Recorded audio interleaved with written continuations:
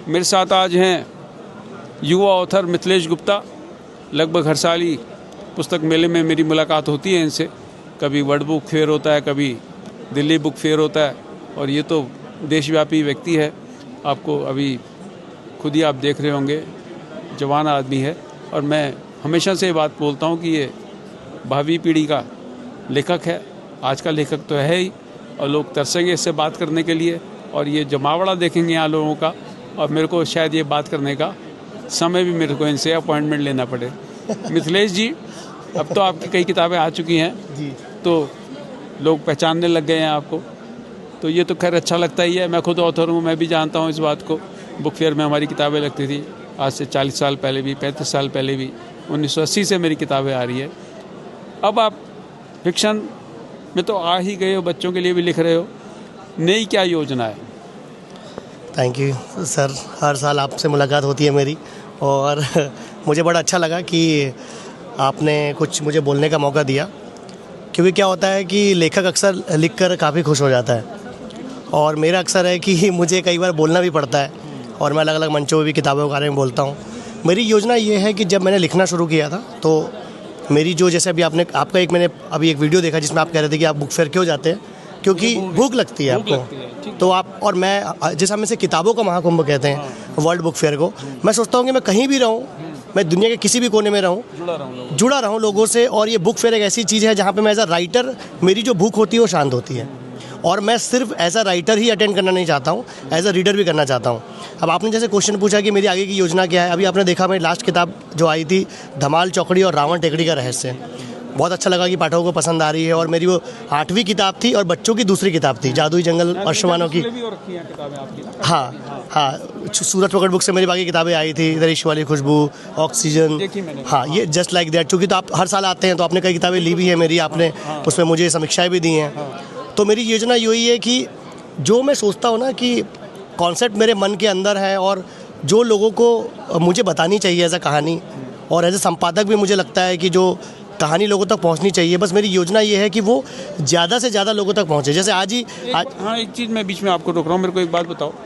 अभी मैं पीछे किसी स्टॉल पे मंगा कॉमिक्स देख रहा था, और ये जगह जगह मेरे को मंगा कॉमिक्स दिखाई देता है। और आप देख रहे होंगे इतने मोटी मोटी 200, 300 पेज के मंगा कॉमिक्स बन रहे हैं, और रीजनेबली प्राइस हैं, तकरीबन 300-400 रुपये मिल जाता है। और जो रिमाइंडर बाहर से आ रहा है वो तो 100, 150, 200 रुपये तक का मिल जाता है, और उसकी इलस्ट्रेशन बड़ी गजब की हैं। तो आप लोगों के मैंने कॉमिक्स देखे हैं, आप लोग उसको अभी भी रंगीन में कर रहे हो, और रंगीन की वजह से कॉस्ट उसकी 10 गुनी 5 गुनी हो जाती है।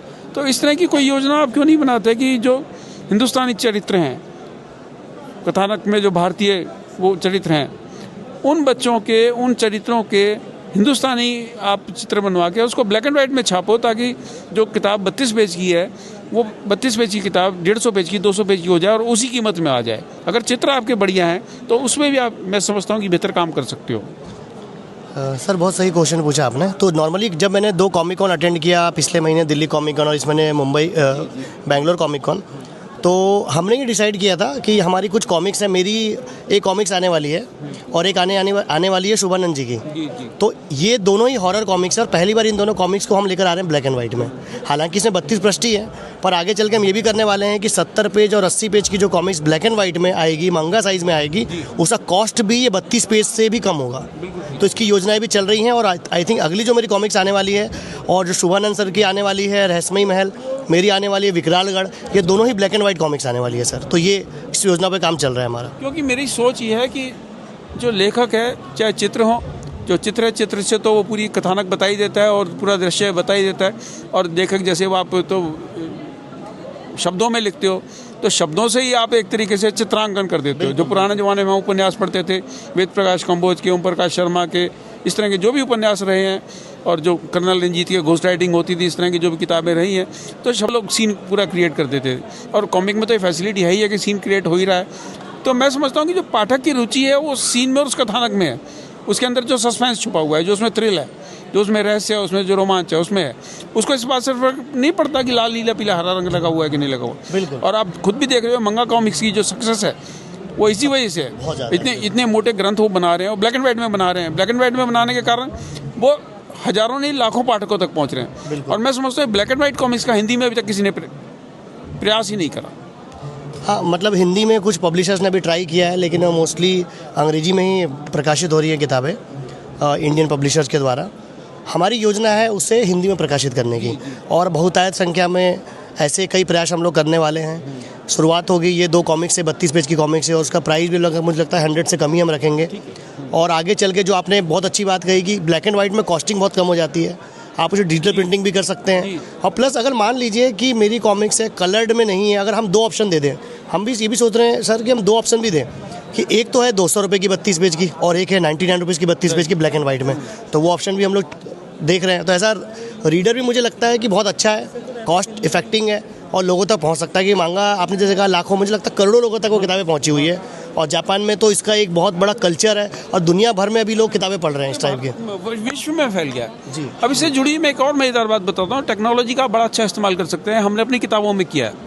हमारी डिज़ाइन और आर्किटेक्चर एंट्रेंस की किताबें हैं, तो वो अगर हम कलर में छापेंगे, क्योंकि काफ़ी सारे क्वेश्चन जो आते हैं ऑनलाइन कलर में आते हैं, उसको हम कलर में छापेंगे तो किताब की कीमत 10 गुना बढ़ जाती है। कलर क्योंकि आर्ट पेपर पे छपता है, सादे कागज़ पे छपता नहीं, सनशाइन पे छपता नहीं। तो उसका हमने एक बड़ा अच्छा हल निकाला।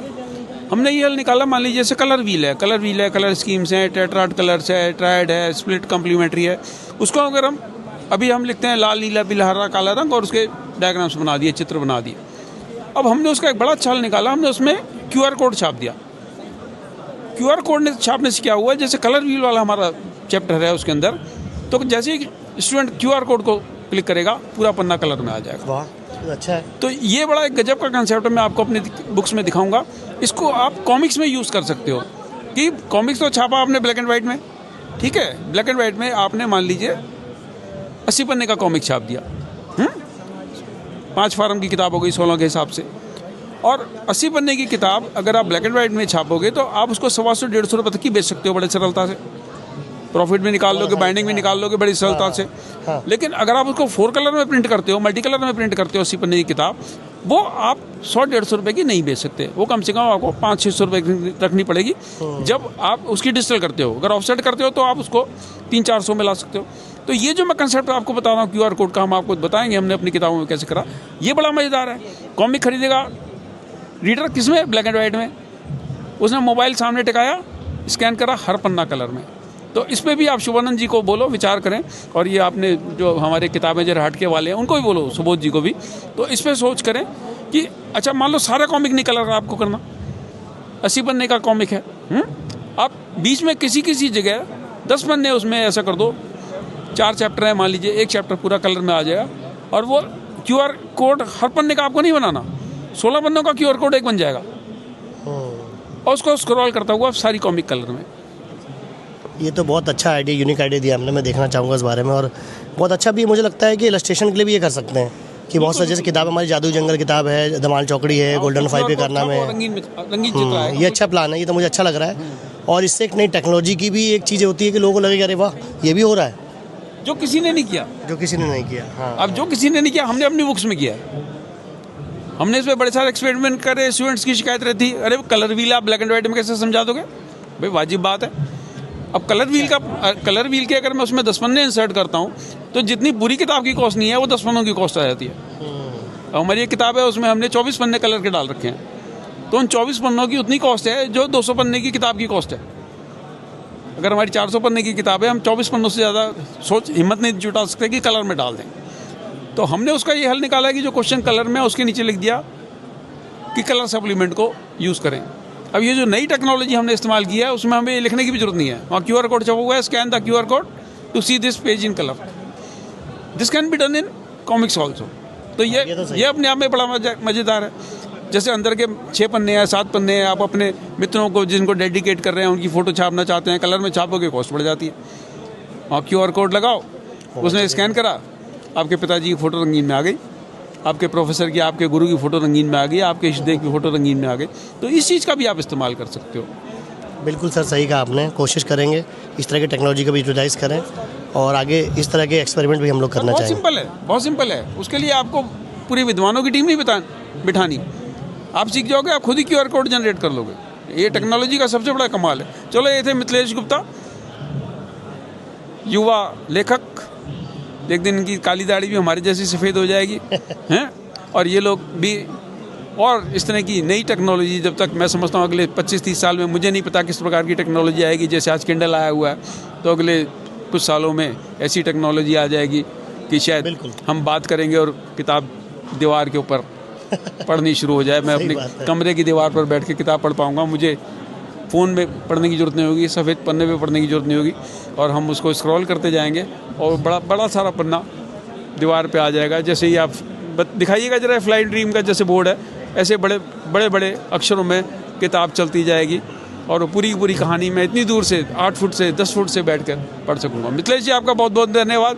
बड़ा आनंद आया, आपको हर साल देखता हूँ और मैं चाहता हूँ कि अगले 70-80 साल में आपको देखूँ। मैं तो हूँ अभी 70-80 साल, और मैं उम्मीद करता हूँ कि आप भी रहेंगे। नमस्कार, शुभकामनाएं।